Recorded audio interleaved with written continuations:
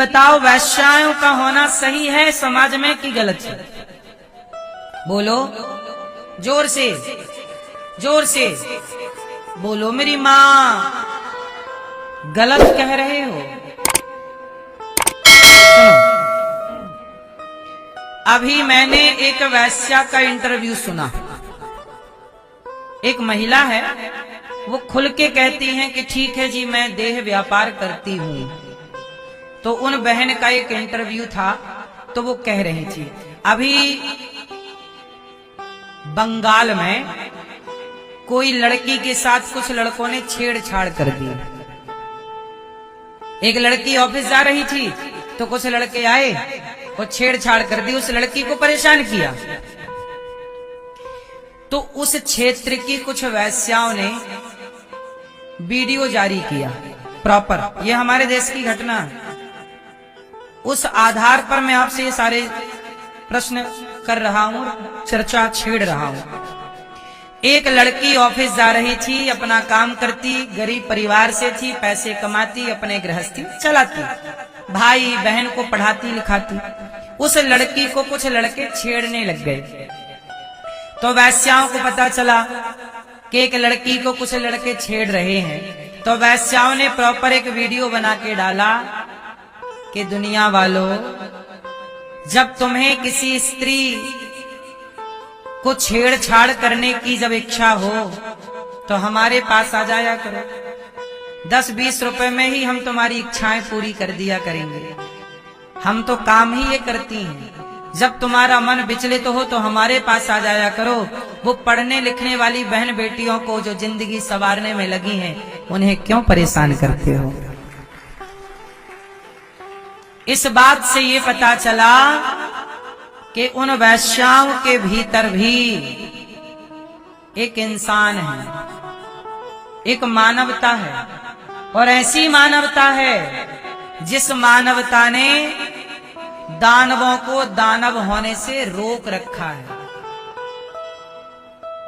जरा सोचिए कि वो ये कह रही हैं कि 10-20 रुपए में हम तुम्हारी सारी इच्छाएं पूरी कर देंगे। तुम किसी बहन बेटी को क्यों छेड़ रहे हो, क्यों परेशान कर रहे हो? अच्छा ये बताओ,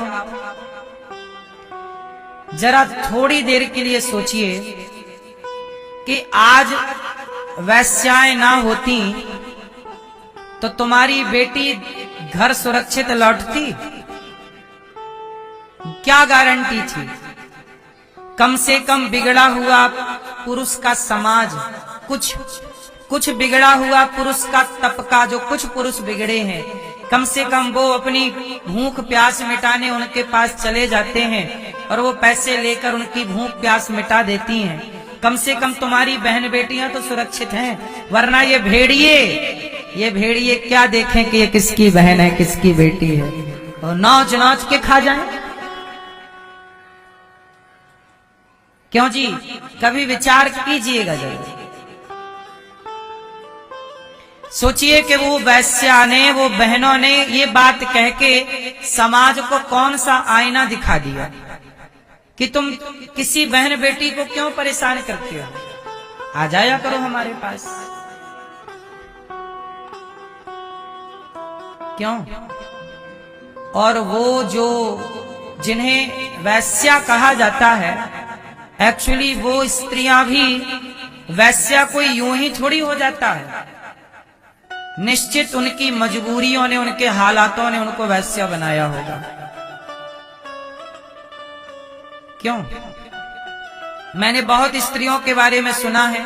एक बहन मेरे पास आई, उनके पति की मृत्यु हो गई, छोटा सा बच्चा था, पति की मृत्यु हो गई तो स्वाभाविक है कि काम पैसे की तंगी तो आएगी। तो जब पैसे की तंगी आई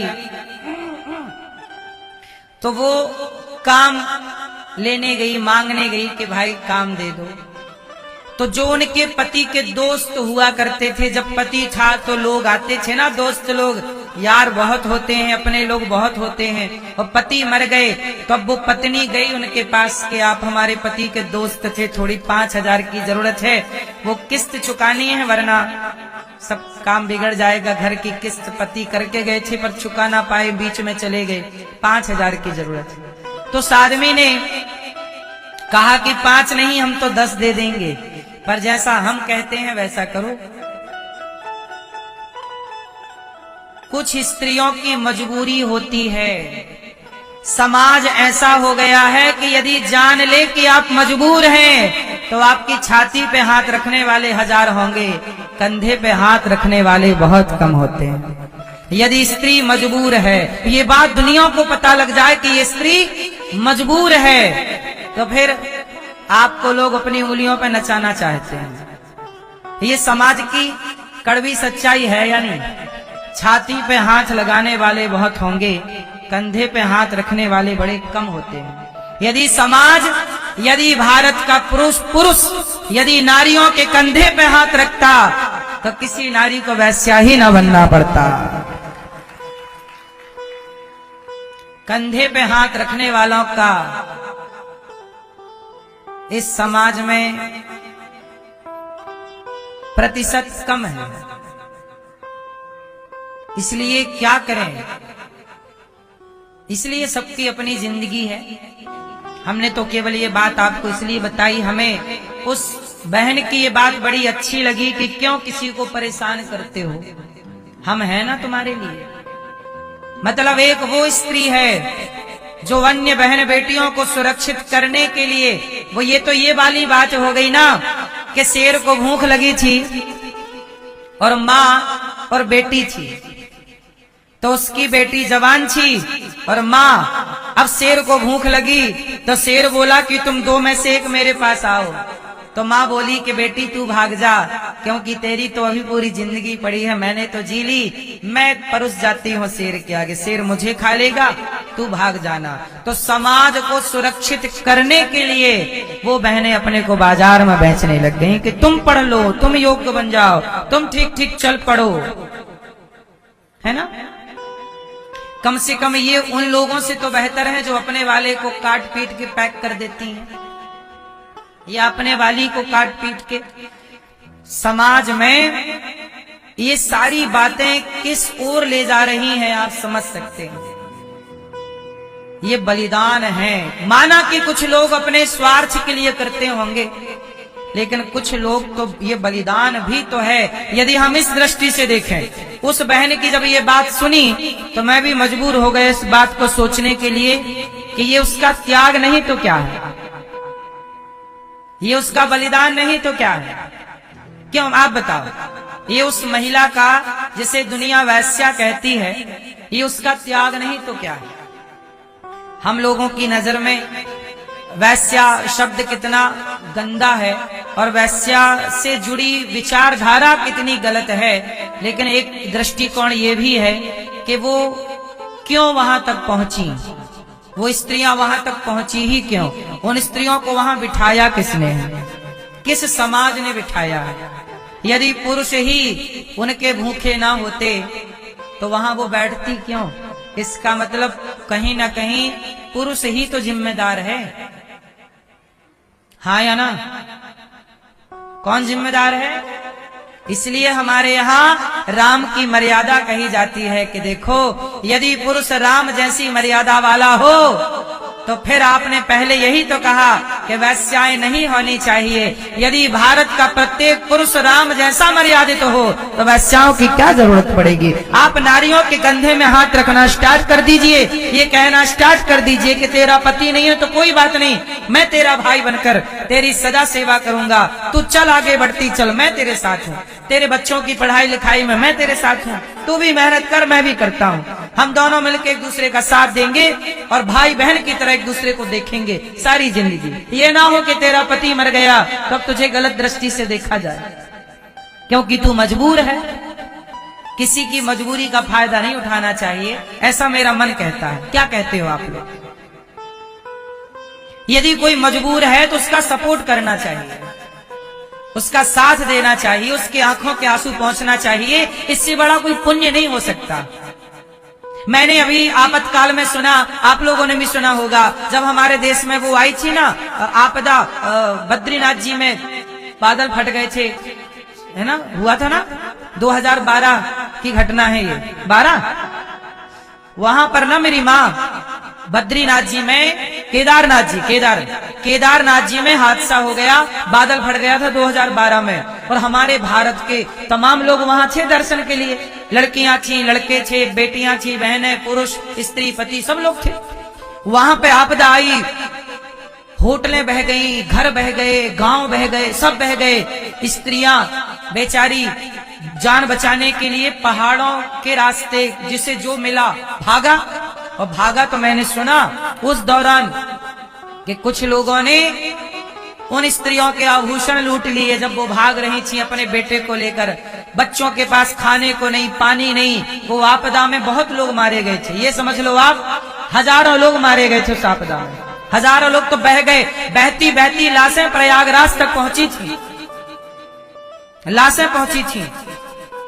लेकिन उस समय भी मैंने सुना था कि कुछ ऐसे दुष्ट लोग थे जो भटकी हुई उन बहन बेटियों के साथ बलात्कार कर लिया।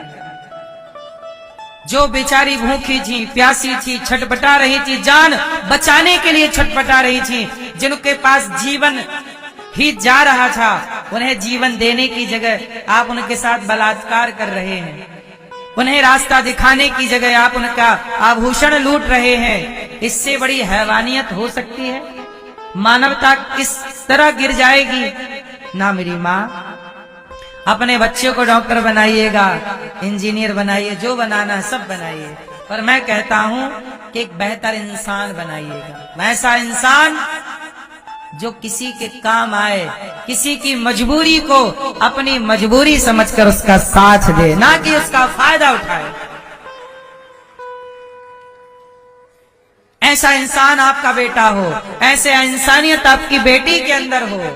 बस इतनी सी जिंदगी है, इतनी सी बात भी समझ ले, इंसान तो बहुत बड़ा हो गया। यही बड़प्पन है। ये क्या है? बड़प्पन।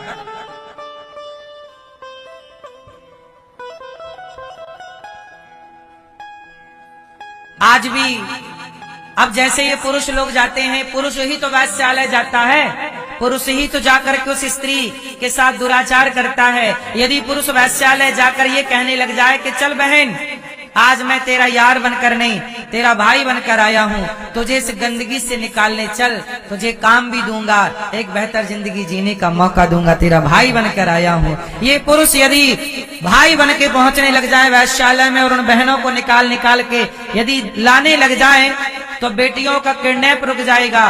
बेटियों की खरीद, आजकल लड़कियां बेची जाती हैं, खरीदी जाती हैं। क्यों? किडनैप कर लिया, लड़की को बेच दिया, 5 लाख 2 लाख में सारी जिंदगी उस लड़की से देह व्यापार कराया जाता है। ये सच्चाई है, आप जानते होंगे सच्चाई को। यदि हर पुरुष जाके वैश्यालय और ये कहने लग जाए कि चल मैं तुझे लेने आया हूँ, तेरा भाई बनकर, तेरी सदा सेवा, वो सारी जिंदगी उसका भाई बनकर तनिक भी दृष्टि ना डिगाए, तनिक भी दृष्टि ना बिगाड़े, तो सोचो ये भारत नहीं राम राज्य आ जाएगा। यही तो राम राज्य। विचार के बदलने से संसार बदलता है, हाँ या ना? लड़कियां बाजार में बेची जाती हैं तो खरीदने वाला कोई पुरुष ही होता है। यदि खरीदने वाला पुरुष ही ना हो तो बेची किसके लिए जाएगी? कहो, सही है कि गलत है? इसलिए मुझे उस एक बहन की एक लाइन ने देखो मुझे कितना विवश कर दिया सोचने के लिए। मैं दूसरे पहलू से भी सोचने लगा। मैं भी इस पहलू पर कभी मैंने दृष्टि नहीं डाली। मुझे पता था कि मजबूरी होती है, लेकिन मैंने जब बहुत गहराई से इस वैश्याओं के इस तथ्य को, पक्ष को सुना और समझा और इस पर मैंने स्टडी की, अध्ययन किया, तो मेरे सामने ये निष्कर्ष निकल के आया कि पुरुष ही गलत है, सब नहीं। कुछ पुरुष समाज जो स्त्रियों को खरीदना चाहते हैं, आप खरीदना बंद कर दीजिए, स्त्रियां बिकना बंद हो जाएंगी। बोलो हाँ, सिंपल फंडा है, सीधी सी बात।